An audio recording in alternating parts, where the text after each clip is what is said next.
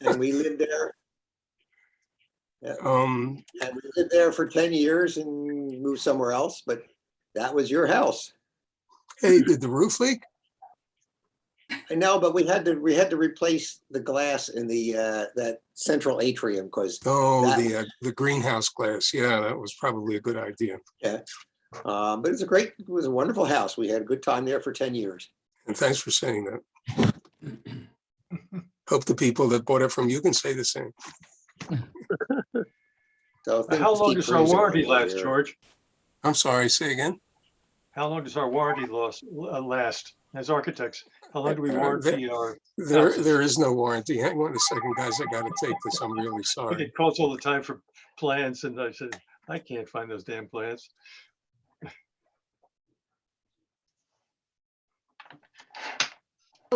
What would be our fantastic, wonderful December Photographic Society of Philadelphia meeting? It would be our holiday party. And it would also be our photographic flea market, our fleas. So we missed last December, and we're missing our flea market this December, but it's only 2 years. So if you would all just kind of hold on to your photographic fleas, is that? Can when I sit there. Oh, no. But just hold on to them because Hi, hi. you live to the entire Philadelphia Photos. Hi guys, how you doing? Sorry to interrupt. We will definitely have a chance to do our fleas. And please, please, please look forward to October. It will be our 160th anniversary. And somehow, if we all have to wear, I don't know, some kind of crazy suits so that we can all get together in October, we'll do it. But there will be a Photographic Society 160th anniversary show in October of 2022. My So son was in the military. He knows all about hazmat suits. we'll have a hazmat suit. We'll do whatever we have to do, but we are going to celebrate our 160th anniversary. So thank you Might everyone borrow that, who Morris. has shown up. And most of all, I really want to thank Alden for getting all of his work together for us to enjoy. And definitely we want to look forward to January and another really great presentation on infrared photography by George Taylor. So just thank you everyone for helping to keep the Photographic Society alive and well during these like crazy times. I wish everyone a very, very happy holiday, a healthy holiday, and a lovely holiday. Okay, Alden, it's all yours. Well, thank you, Eileen. I really appreciate this opportunity. I also want to thank Steve for making me somewhat comfortable with this whole Zoom format. And I guess what I'd like to do is do a shared screen. And I know this is meant to work. If you're allowing me to share the screen.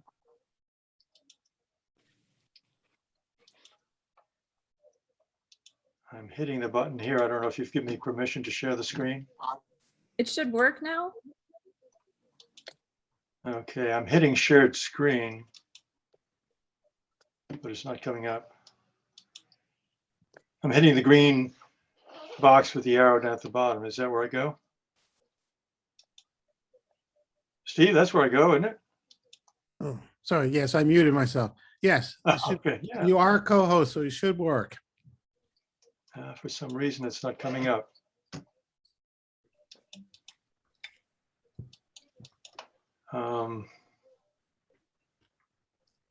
Oh, I see something here. Oh, I see something. Let's see if this does it.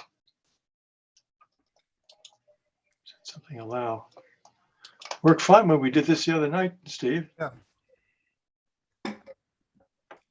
So I don't see any other place to do this. And I am considered a co-host.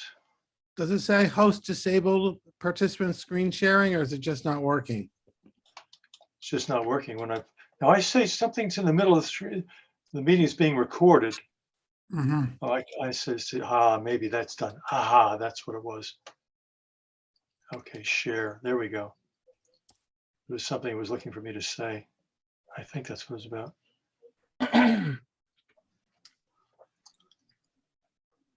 Okay, now still not letting me share.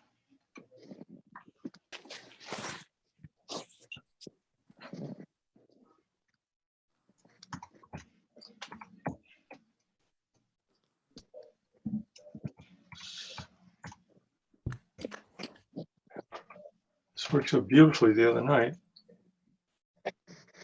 No, I could try just making you the host. Oh, should be sufficient for this. yeah, I would have thought.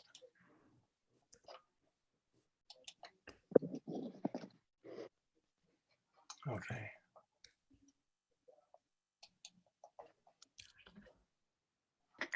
Why don't you try taking away co-host and then giving it back to him? Now, the other thing we did the other night was we loaded that program I have through Google, didn't we? Yeah, but that you have to share the screen first. Yeah, to make that work. That's right. All right, so now I got it on my screen. So try hitting share screen again.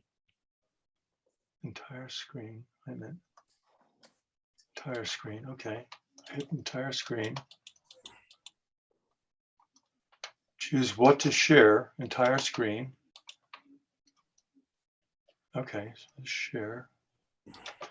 Now it says cancel. Oh, here we go. Now we're back to this. Or Entire screen. I don't understand why this is not working now. So it's not giving me a choice.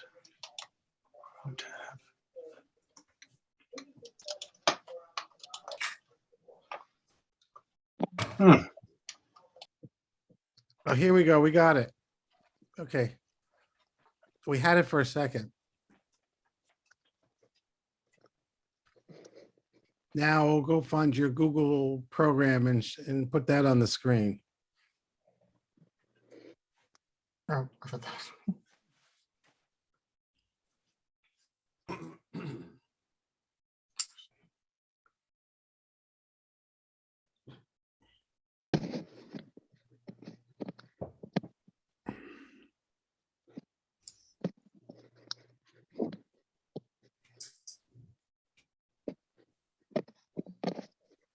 All right, so minimize the Zoom meeting and then open up the Google meeting. See if that does it.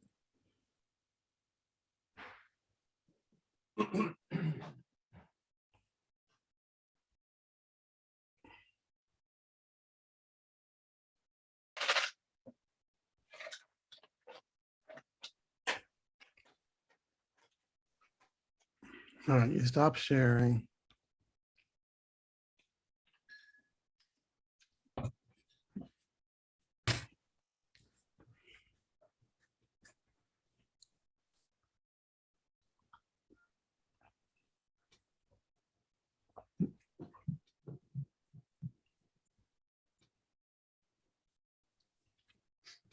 Renee, it is so wonderful to see you. I've been trying to catch up with you for the longest time.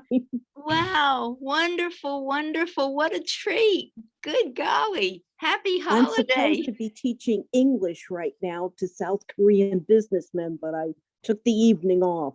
Oh, good. Good for you. It's so wonderful to see you again. You too. I'm in the cell next to you. I was gonna say, they treating you all right in there? I know a couple lawyers. I don't know if they're good lawyers. Mr. Braitman. Make sure she's okay. Make sure she's being taken care of.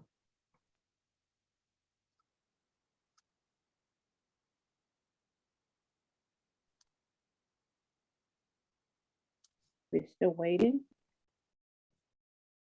Oh, I remember you. You're the Leica guy, right?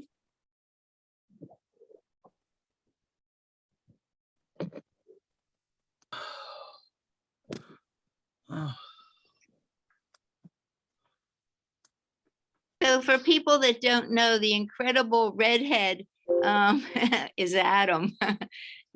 She's holding my seat for me in the penitentiary room.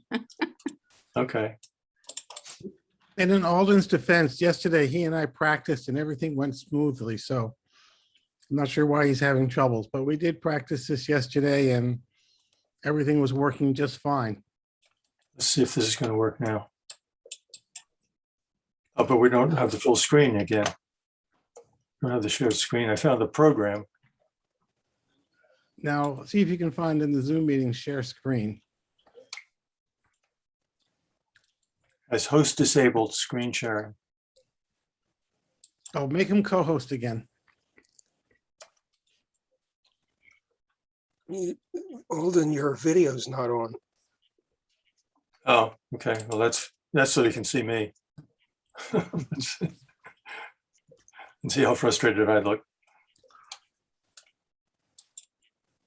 All right, so we're seeing, okay, now we're good. Now open the Google program. Yes, it's looking promising. So just now go to the Google, over to the, Well, I think what I did was, here we go, right here. yep. And now why is that open? Here we go. And then what we did, So open up. so we yeah, went double click. here. Mhm. Okay, we're getting close. Yeah, we're doing better. Hopefully we're, Yep, and now you just have to There. hit the button that says slideshow on the upper right. over to the right. Yep.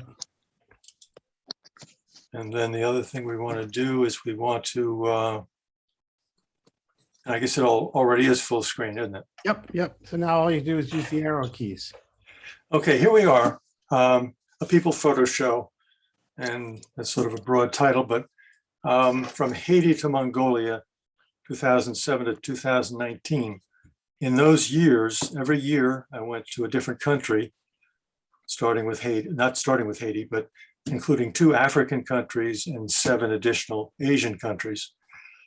So when I turned 69, I said, look, I've always gone to Europe. It's always felt very safe. But let me try, since I'm still young, to try some more adventurous travel. So the first trip I had was with my son, and we went to Vietnam. And that worked out very well. And the pattern we always did with my travel was I would do research on the location with the guidebooks and do some online research. And when we get to the country, I would find somebody to meet and set up the trip based on the itinerary I'd set up. And so I'd count on the local people making all the arrangements for the hotels, the travel, the train, the plane, and so forth. And then the second year I did it with Will Brown, a photographer you may know, and we went to India, a similar pattern of travel.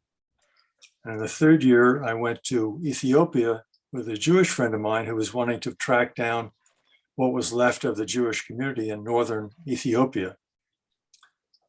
And after that, I couldn't find any more friends who were willing to travel the way I traveled. So I decided, well, maybe I should start traveling with a purpose. So I latched onto the idea of joining Habitat for Humanity International and doing their builds. So each country after that, I chose to do a 1 or 2 week build, followed by some travel, local travel in that country. And there were many advantages to that. One was you sort of got acclimated to the culture, and you were in a village, and you also felt like you were doing something, although you were an architect, but you're using your gut, your labor, which was just labor. It wasn't really architecture, but it was a great experience, and I learned an awful lot. So when I traveled with a Canon G5, later a G11, with a standard lens. And I did that because that's something I could put in my pocket. And as I traveled, I could pull it out and take a picture. And I wasn't worried about doing all kinds of setups because I was just trying to capture the moment and see what I had when I got home, and it would recall what I saw. So these are not pictures that I went out with emotion, with the idea of taking, I'm going to take a bunch of pictures of people. These people were taken in conjunction with other parts of my travel.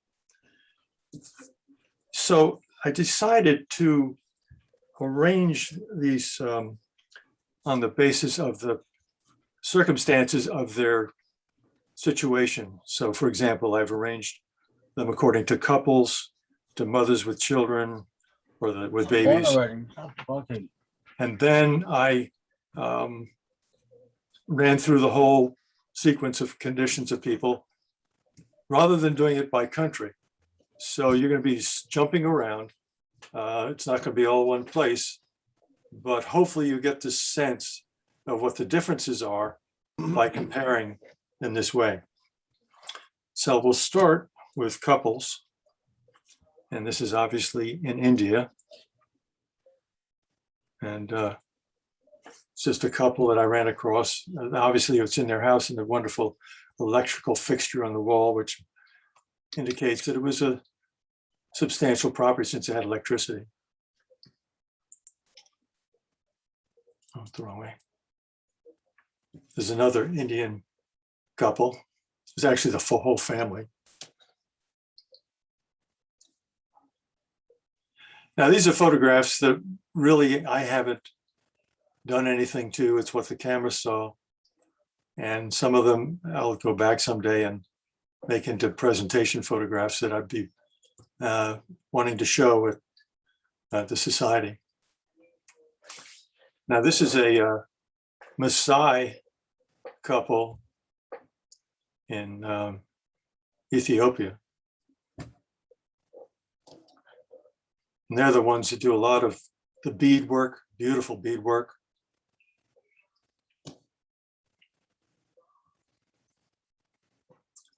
And this is in the Tibetan part of China.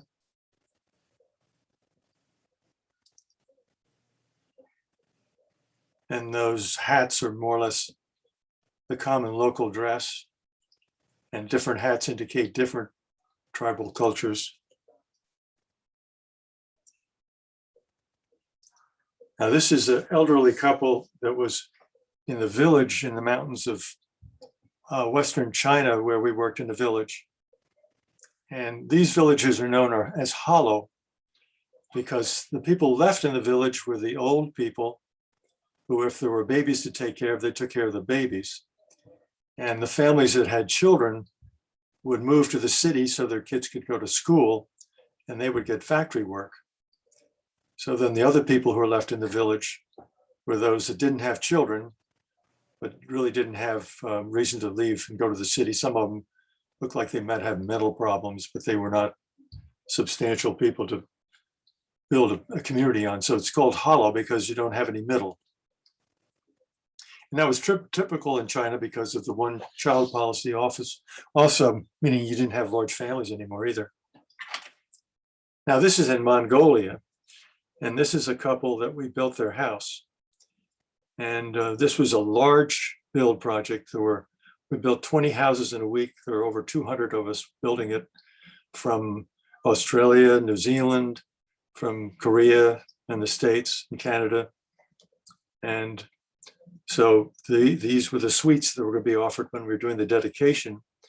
The other part of the dedication was we stand in a circle. They'd pass a bottle of vodka that we'd have to finish before the ceremony was ended. It wouldn't end until the bottle was empty. Now, this is another Mongolian couple. This is out in the steppes, and they lived in a ger. Now, in Mongolia, the round huts that were covered with skins were called gers. In Russia, they're called yurts. But you will not have a Mongolian call a ger a yurt, because the Russians until 90 controlled Mongolia, and they were not happy people. They massacred most of the monks, destroyed the monasteries, and just really ruined the country. Now, this is obviously an elderly couple in Indonesia, and they're guarding, or sort of the caretakers of, this cemetery that was in the middle of the village where we were working on a house, or actually houses. Now we're going to look at some mothers with babies. Obviously, the real results of couples are to have babies. And this is the Hmong mother with her baby in northern Vietnam, up near the Chinese border, up in the mountains near the Chinese border. A long train ride, overnight train ride to get there from Hanoi. Now this is in Indonesia. And the faces change. You can see how much the faces change when you go from one place to another country to another. Indonesia again.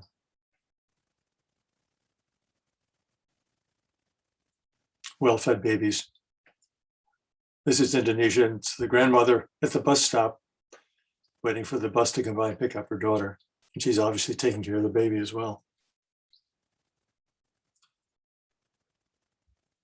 This is Cambodia.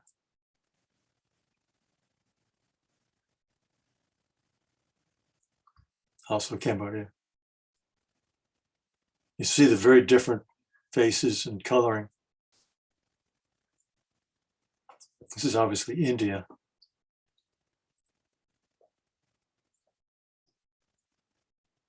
And in India, they always dress very well.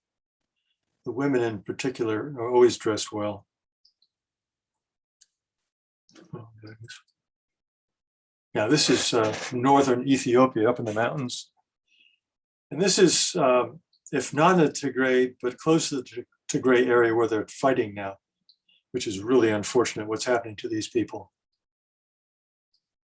It's a really rugged area, very mountainous. Now this is southern Ethiopia. And this is the tribe that had the lip plate. These are the Mursi tribe, M-U-R-S-I-E, or S-I.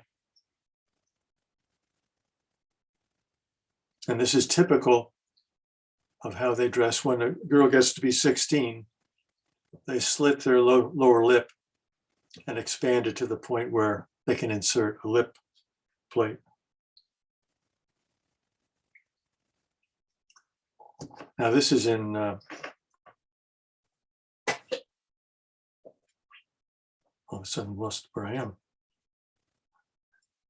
This is Africa. This is Kenya, a tribe in Kenya. And this is one of the wives with one of the children. And the wives always took care of each other's children. And when it was conjugal night, they would take care of the other children so the conjugal night could take place. Now I'm going to show you some fathers with sons. And one of the things I always liked about this picture, this is Ethiopia. It's sort of vacant with them sort of in this environment that doesn't look like a friendly environment at all. And it really wasn't very friendly. This is Indonesia. Again, the coloring and the shapes of the faces, very different. Most of the time when I took pictures, I didn't get acknowledgement from the people I was taking the picture of that I was taking the picture. Obviously, they acknowledged the fact I was taking that picture. This is in Myanmar. I think that has to be the grandfather. I don't think that's the father. And the coloring on the face is the sort of the paste that they put on their face, partly for sun protection, but also for just cosmetic.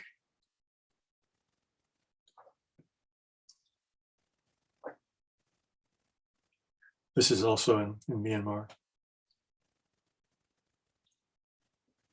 Smoking a cigar right next to the sun is just, you wouldn't think we'd do that here, but maybe some people do. This is Vietnam.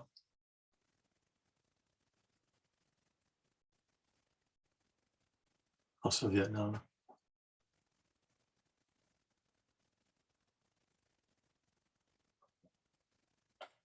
This is Vietnam.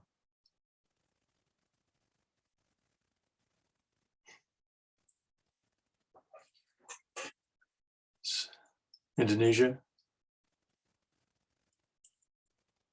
Also Indonesia. This section is groups, kids in groups, sort of friendships. This was up in the mountains, just ran across them, and they were interested in having me take their picture, obviously. This is in the Philippines.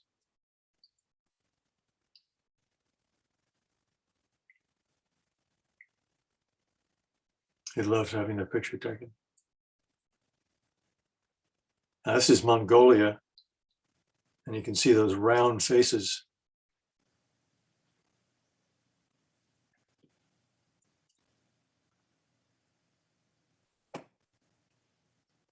This is Vietnam.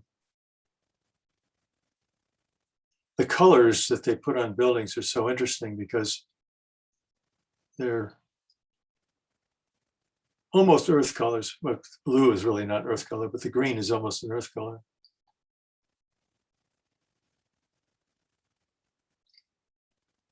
This is southern Ethiopia.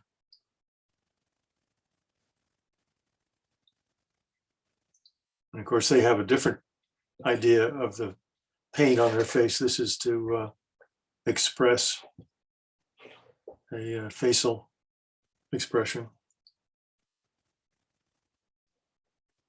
And they're just alongside the road, trying to attract tourists to get their picture taken and maybe get a contribution. This is in India. This is actually in a desert village all the way to the west near the Pakistani border.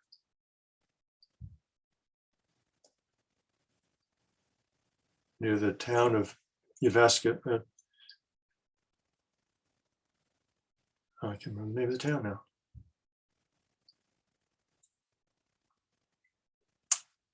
As a young monk,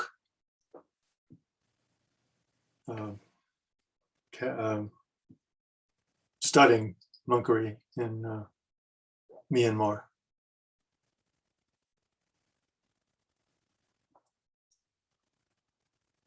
This is Haiti.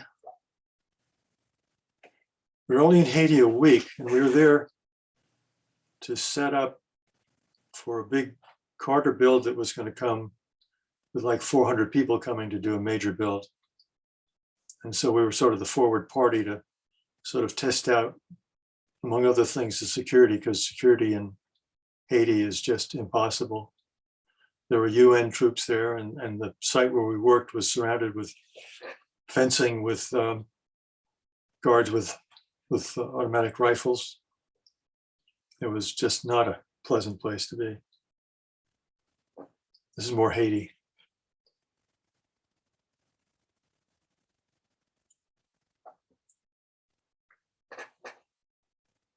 This is Cambodia.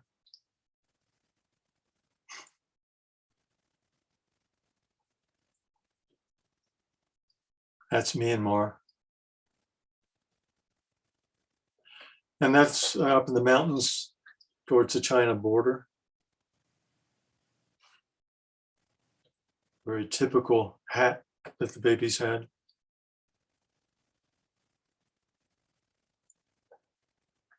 This, of course, is Mongolia, that round, chubby face.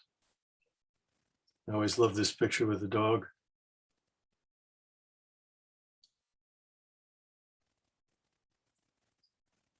Another Mongolia. She's very shy, I think. I guess that's shy.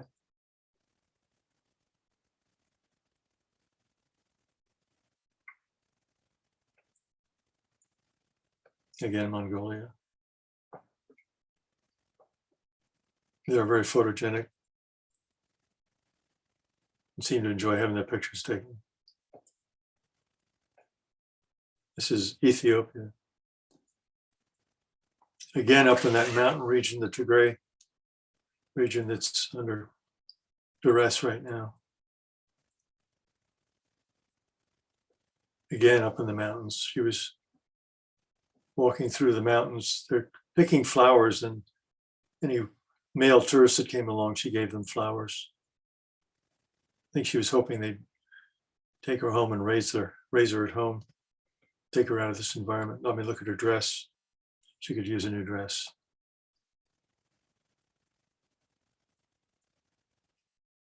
This is Indonesia.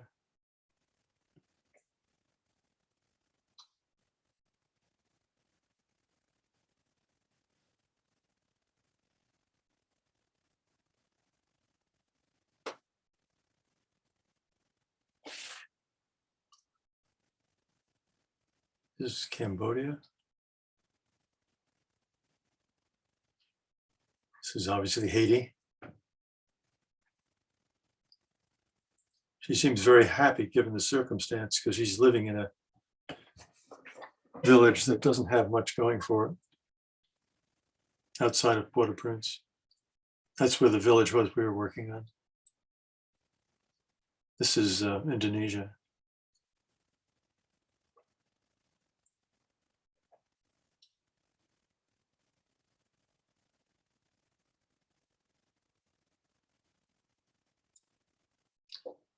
Now I'm going to show you children playing. This is obviously a very young girl playing with her iPhone in the Tibet part of China.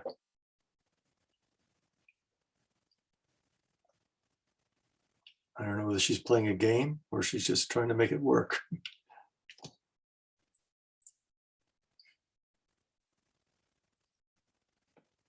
This is in Indonesia. And I never did figure out what it was they were playing, but they seem to have these sticks, like the kind of thing you might play, like a pickup stick kind of game, or I'm not sure what, but also Indonesia. And obviously these kids weren't up to any good. I didn't want to hang around to find out what they're going to do with those dirt balls.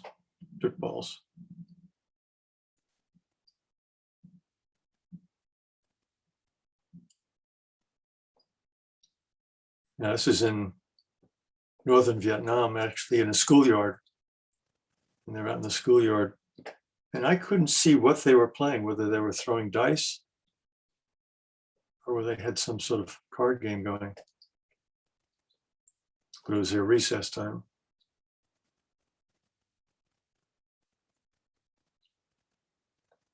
This is in India. Again, I wasn't able to get close enough to see really what they were doing, but there was something that was fascinating them they were getting involved in. I couldn't figure out what it was.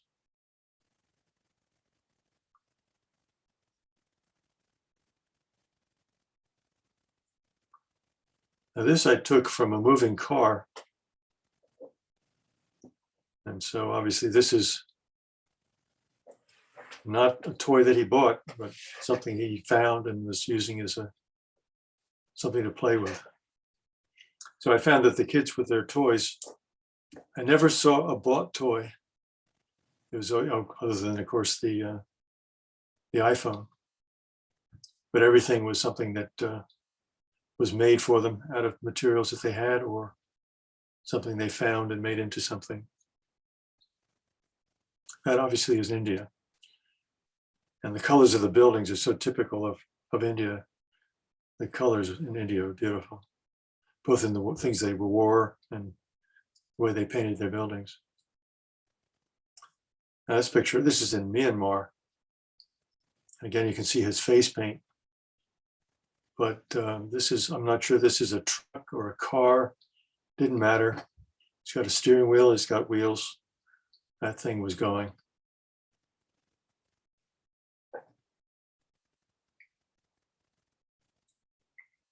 This is also in Myanmar. This is up in the mountains in a animist village. In the animist village, they have very little contact with material things from outside the village. So this obviously was a motorbike that was built in the village. And when I was in the house of the chief of the village, hanging in the ceiling was a wooden airplane that they had made, very crude. They must have seen something flying overhead. They had never been to an airplane, obviously. And some other wooden toys that they had made. But there's no Toys R Us. And this is in Cambodia, another use for wash basins.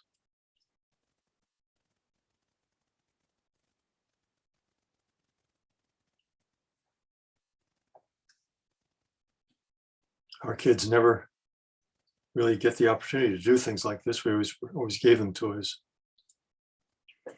Now I'm going to show you children working. And these children were in a wonderful park. This happened to be just outside of Beijing when I was on my way to Mongolia. And it was an outdoor park where they had structures of downtown sections of local cultural villages from all over China. It was a huge park. And you'd think that a lot of people are in China are going to go to something like this. I saw almost nobody there, but they still had these young people to put on performances. And so even if there were only a few people in the audience, they would get up and they would do their thing. Now this was at Angkor Wat in Cambodia.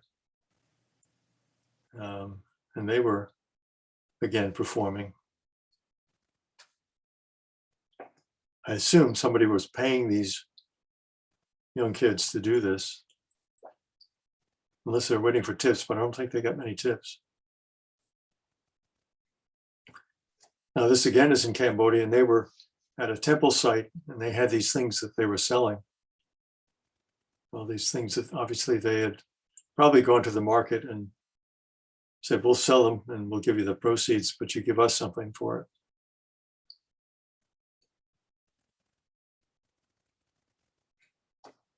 Now this is in Southern Africa in the tribal zone. And again, you can see all the painting that they did, the body painting. And it was typical of what they did. And this was working for them. They were out hustling.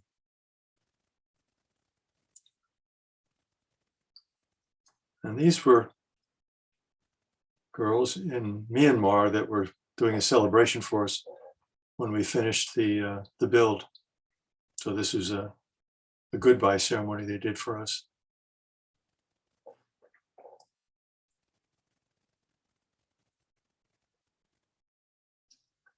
This is in India. The women are all doing the work. And they'll do heavy work. This is a young girl who's doing a coffee ceremony in northern Ethiopia. Her grandmother there is doing the actual ceremony. And she's doing the presentation of the coffee. That's her job. This is the in Haiti, collecting wood, which is really scarce in Haiti. So it's a big job to find the wood. That'll be used mostly for cooking. This is in India, in the desert village. And they take care of the animals. That's their job. They look like they're pets, but they're taking care of them. They'll make sure that they're healthy, well-fed, and taken care of. That's their job. This is in Ethiopia, on the edge of a lake where fishermen were bringing the fish in. And this kid was in the fish market there where they were cleaning the fish. And he had a technique where he could grab the end of the fish in his mouth and pull the bones out. So he was very efficient, very fast. And he was just beating everybody and doing it. None of the men wanted to do that. It was something that was kids' work. Here's again in Ethiopia. This is a tribal kind of ceremonial outfit, but they're putting it on to go alongside the road to try and encourage people to give him some money. Again, the same thing, tribal, different tribes had different traditions, but a lot of them very similar. But throughout southern Ethiopia, you just went a short distance and you had a completely different tribal culture. It's amazing how different they were of a short distance down the road. Now, this was back in the Animus village in Myanmar, up in the mountains near China. And this house, you can see by the part of the roof that hasn't been redone, it was in very bad shape. But he was not in good graces with the village. Apparently he'd gotten involved with drugs or something that was not looked on favorably. So it was up to the children in the village to rethatch the roof. So that's who's rethatching this man's village, are these children. So they knew how to do it. And looked like they were doing a decent job, but I guess you'd tell years later how good the job was. Now I'm going to show you some women. I'm calling them women of distinction. They're not all of distinction, but they're women with character. And this is the first Muslim woman I encountered in Indonesia. And when I was there, it was not that Muslim, but she was obviously very Muslim. And she allowed me to take her picture on the train. Now, this is in northern China, in the Tibet region. This is also in that region, obviously a different group of people.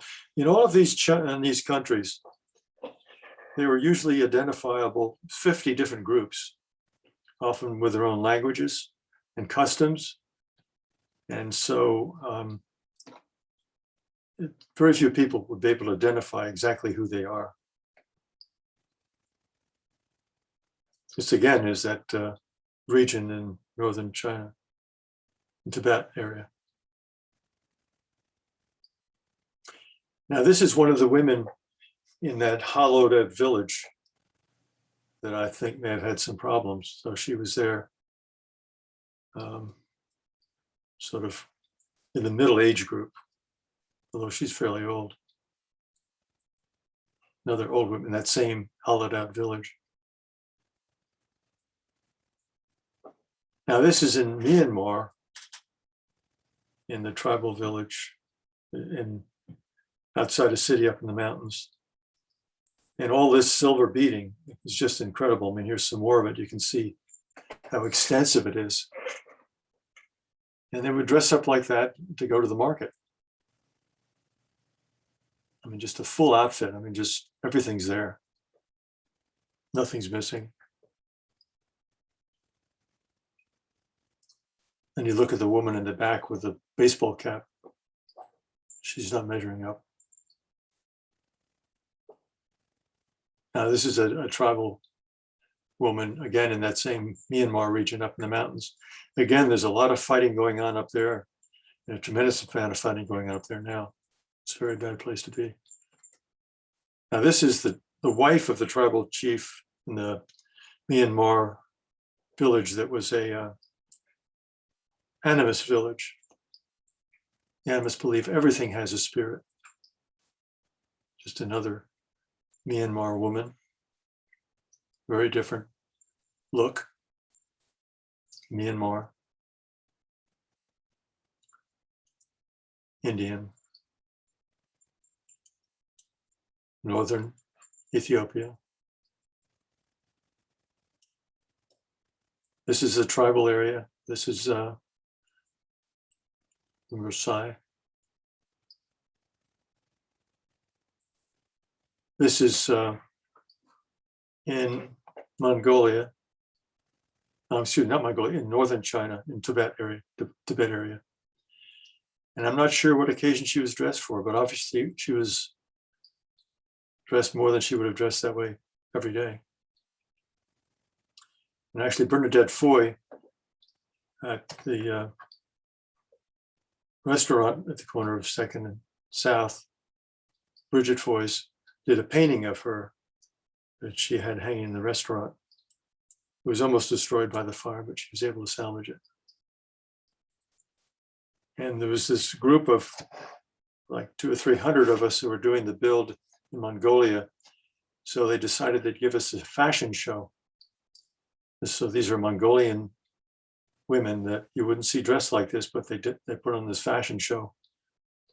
And the young Koreans just went wild. They'd never seen anything like this before. So now we'll see some men of distinction. This again is in that hollowed village in China.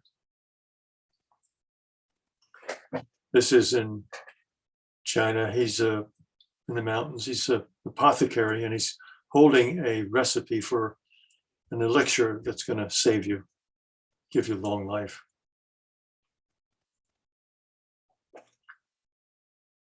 This is in China.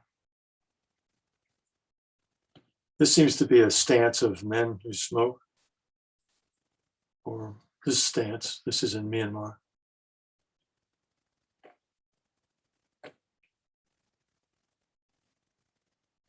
They look fashionable when they smoke.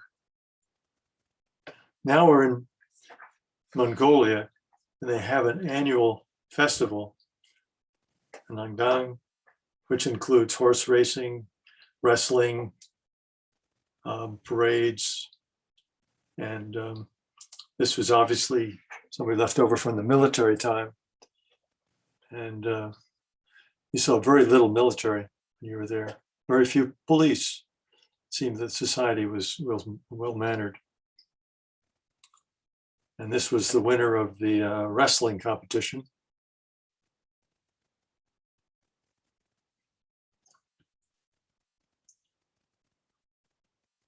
This is a priest in Ethiopia.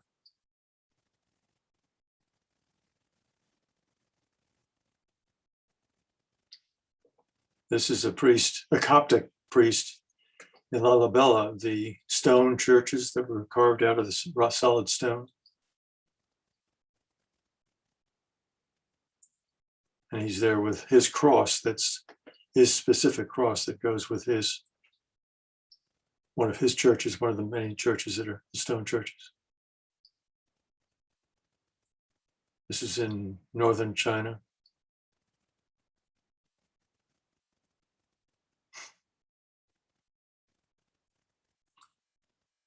Now this is a monk in northern China.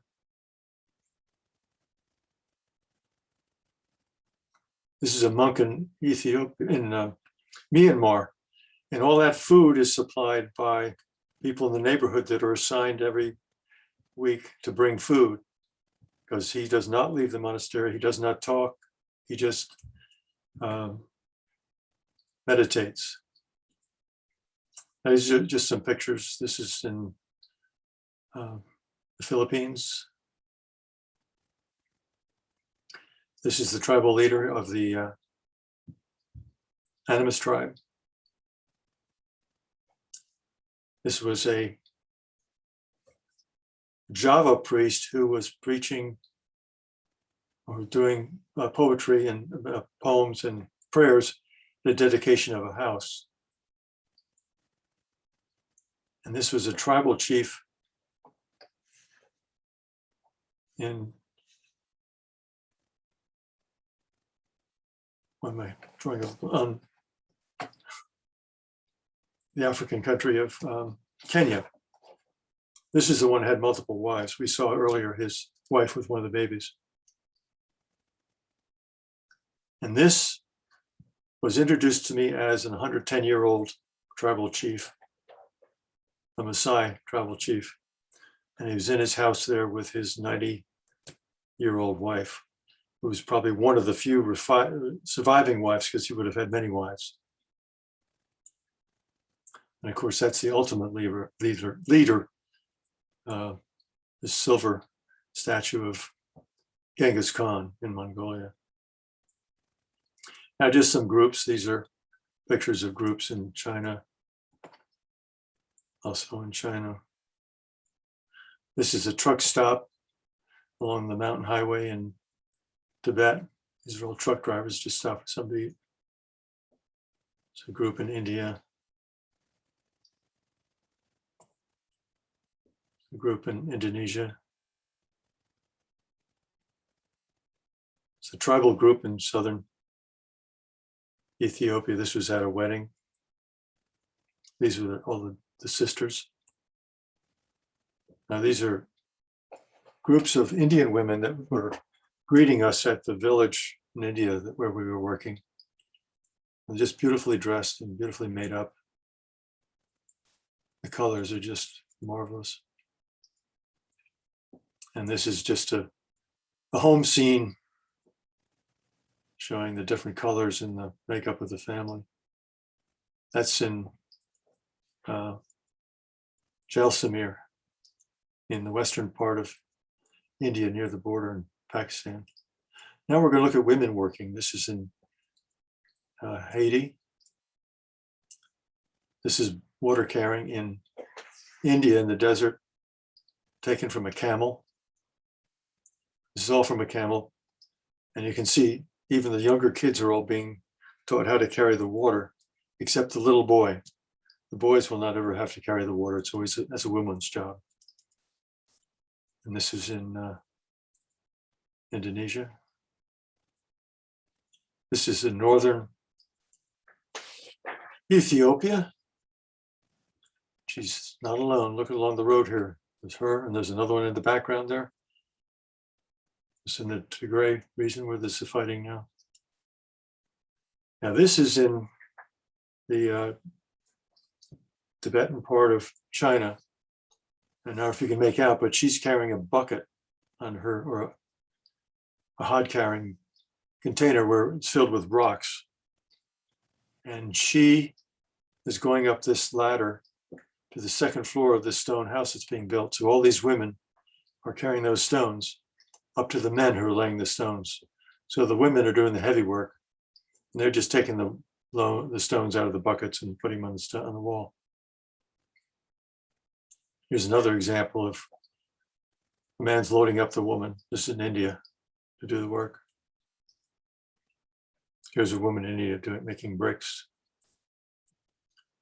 Typical housewife job. This is in Kerala part of India.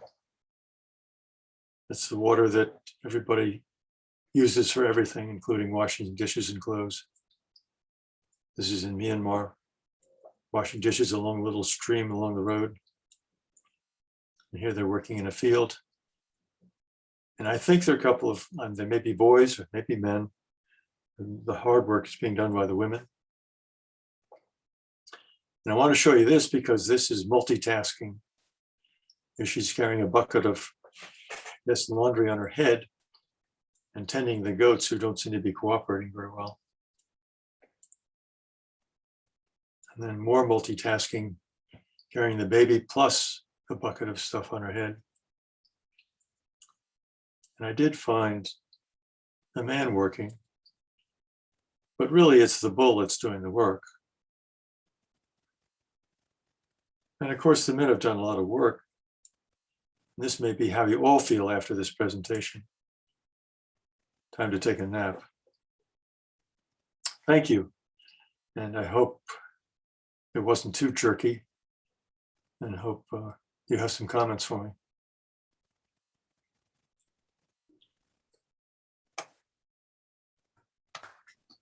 Alden, absolutely amazing. I cannot thank you for just the enjoyment of a Tuesday evening. Unreal, unreal. The pictures were just amazing to just see these faces and just to realize the humanity that is in this world. And so many of us just don't get a chance to see it. Thank you, thank you, thank you.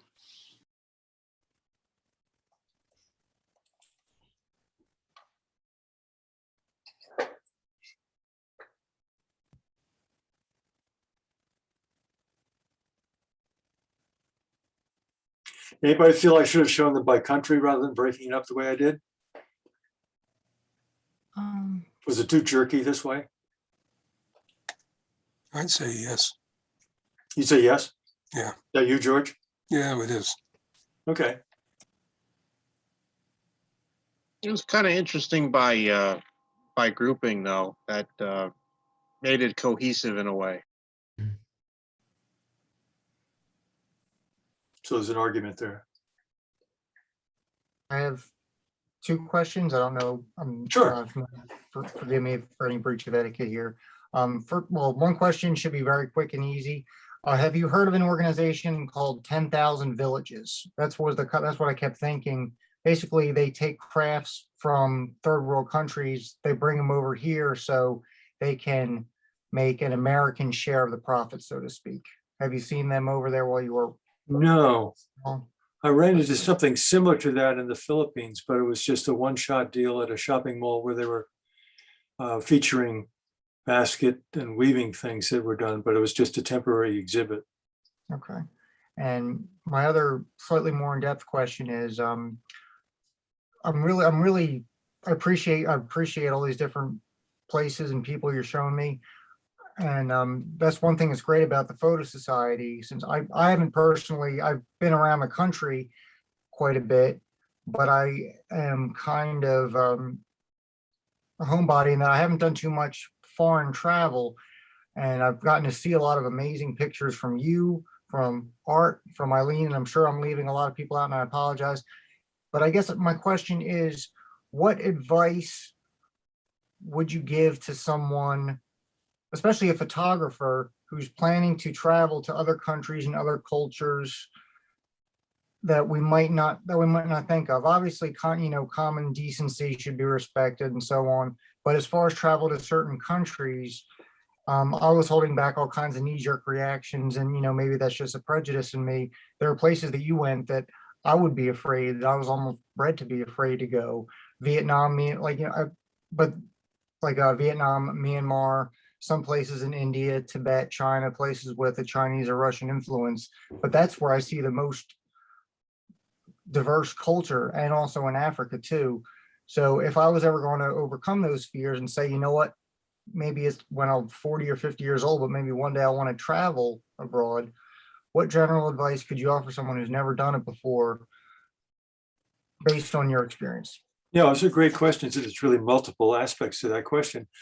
I mean, one of the things I found by doing the Habitat for Humanity, getting into a village, that sort of got you started in the culture of that country.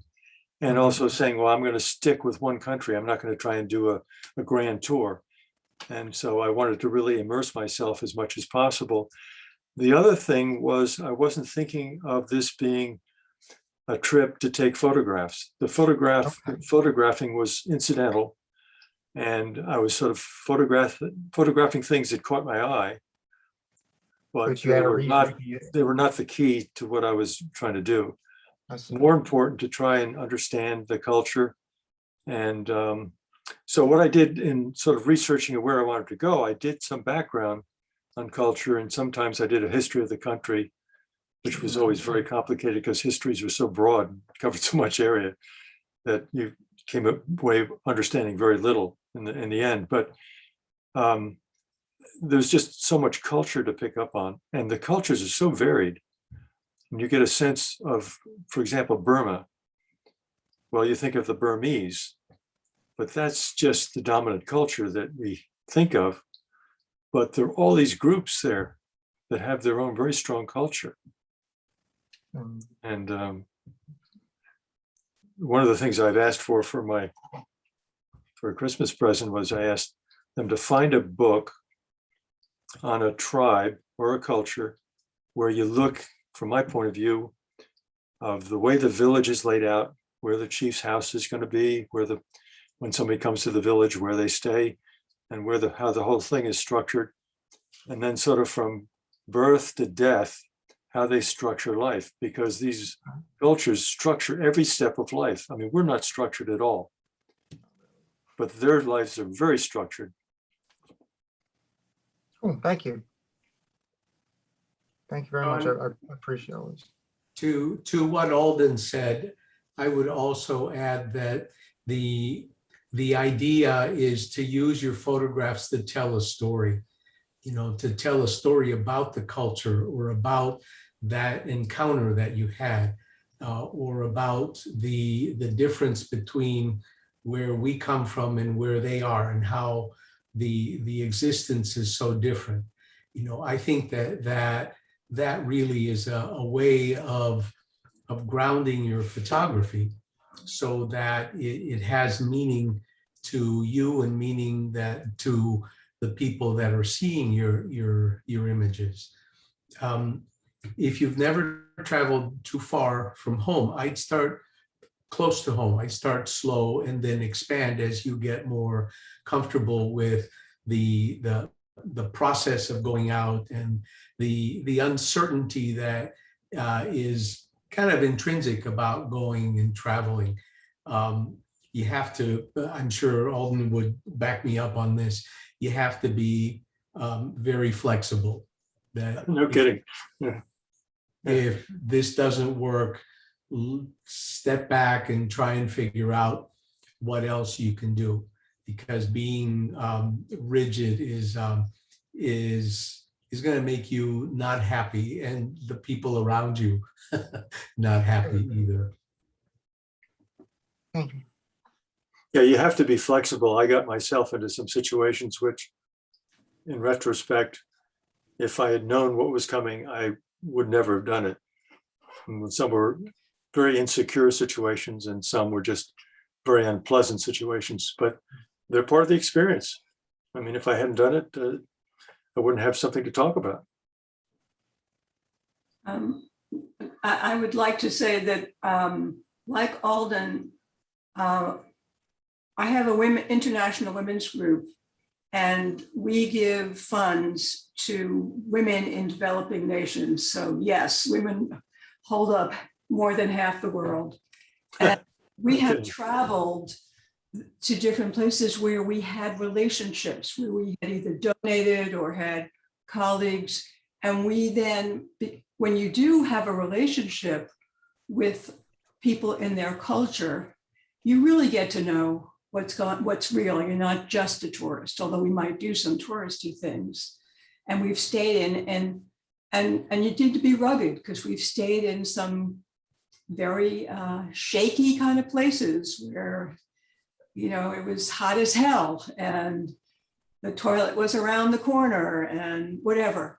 But we've really developed relationships within the culture, and then within that, we have donated to microloans and grants. And it's not just the money, because it's the relationship and seeing how they use it. So I recommend going with a group that has a purpose, or a group that is a purpose for you, that you care about a lot, and get to know the individual cultures. I agree. It's a very rewarding experience to have a group to start with as a base. So Alden, it's George. Yeah, George. How you doing? Okay. Listen, I think this is remarkable, this decade-long journey that you went on and figured out that one way to get to see the world, so to speak, is to get with Habitat for Humanity, and then see all the, get to visit these countries where you can visit all these different cultures. I think that's really remarkable that you did that. I'd love to see your photo collection. How many you have, that you narrowed it down to the ones that you're showing here today, would just be an interesting sort of journey by itself, but really have to hand it to you. The pictures do illustrate what it is you're talking about for each individual culture. So hats off to you for that. Well, thank you very much, George. Well, a couple of years ago, I did do that presentation to the group, but it was in the summer, I guess it was, wasn't it, Eileen? It was sort of a small group, but it was looking at 3 ceremonies. Several wonderful presentations for us. We love you. Trust me. Okay. We all love you. So it was a tribal wedding in southern Ethiopia. It was a church service at the stone churches at Lalibela. And then it was a huge funeral in Indonesia. And so that was really picking up and putting together a cultural event. And the other way of looking at the photographs that I've done, if I hadn't picked out just saying I'm going to take pictures of people, I could pick out and, for example, spend some time on the village where I showed you the hollowed out village and really show you pictures of what was going on there and describe what was going on there and how the communists were redoing this village. You know, the structure of the communist structure of the village, tore down the village and was rebuilding it, reallocating all the land and reconstituting the village in a completely different form. So there's a whole subject to talk about there. And there are other places too, though. I mean, the Animus Village, it was so interesting just being in the house of the chief, the Animus chief. I'm curious as to, did you take pictures of the places that you built? Because I think Oh, yeah. that, you know, that I would be curious as to the different habitats of the different. Oh, tremendous differences from Yes, brick to yeah. bamboo. Right. Yeah.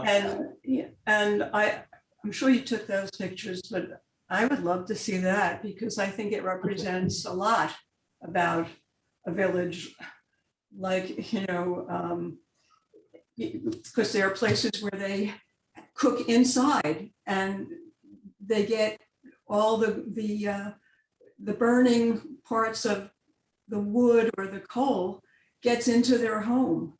And a big innovation was trying to get piping or roofing so that they could go, the smoke would leave the enclosure.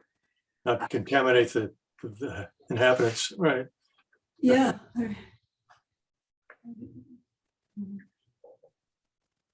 If we would all like to shed a little bit of a tear, I think the Eagles are losing. Oh, no. You were better off here than watching the game. Yeah. Hey, Dad, what's the score? No, no, don't do that. 10. We really don't want to know. Keep it to yourself. Did you see a lot of alcoholism in the No. different cultures? No. No. Are you asking about the Eagles? No, in the Oh, Eagles, okay. well, who knows? No, the place you might have thought it would be common was Mongolia. But they are such a hardy group. I mean, for example, that couple I showed you where we stayed in their guest care was out on the steppes and they had a herd of goats that they were taking care of, a herd of camel. And of course, they couldn't stay out there in the winter because it was so severe. You know, you get 50 below. So they would move everything to the vicinity of a village and they'd set up their building there. And they would sacrifice enough meat that would get them through the winter. And then they'd come out in the spring and see how much of their animals survived and move on from there. So what a way to go. You know, so count how many died. Well, how many lived, I guess. But what a rough way to live.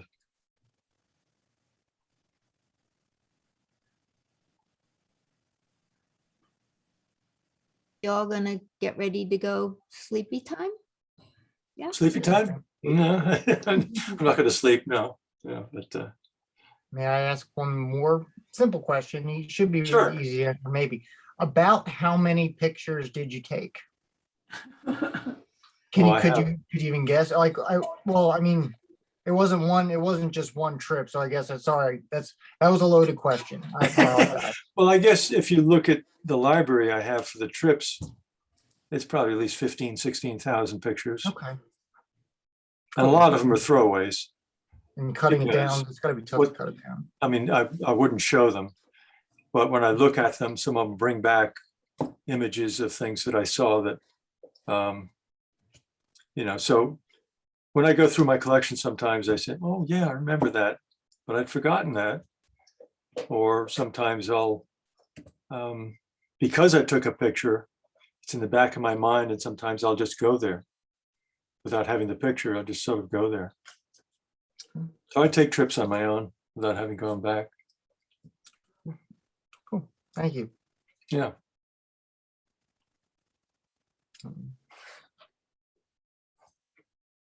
Okay, we just all have to really, really look forward to having a wonderful new year, a healthy new year, a happy new year. And wow, we're just gonna keep moving on, right? Yeah, best And to everybody. Best to everybody. and we're going to look forward to January 18th, when George Taylor's doing a wonderful presentation on infrared photography.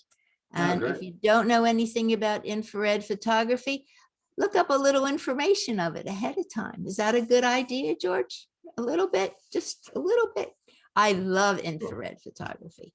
I've seen it go from the film version of it into having people, am I giving away too much, George? I'm sorry.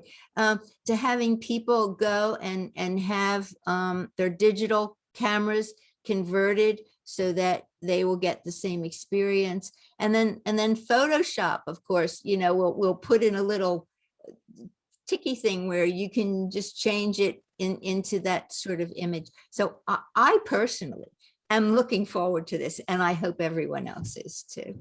So George, thank you. If you need any help or you want to, you know, get in touch with me about anything, please feel free. And anyone else who really, you know, you want to do one of these, you let me know, because we love you all. Thank you. And Thank you, George. Night. Appreciate Alden Thank you. and George, I'm sure, but Alden especially. Thank you, sir. Good night, everybody.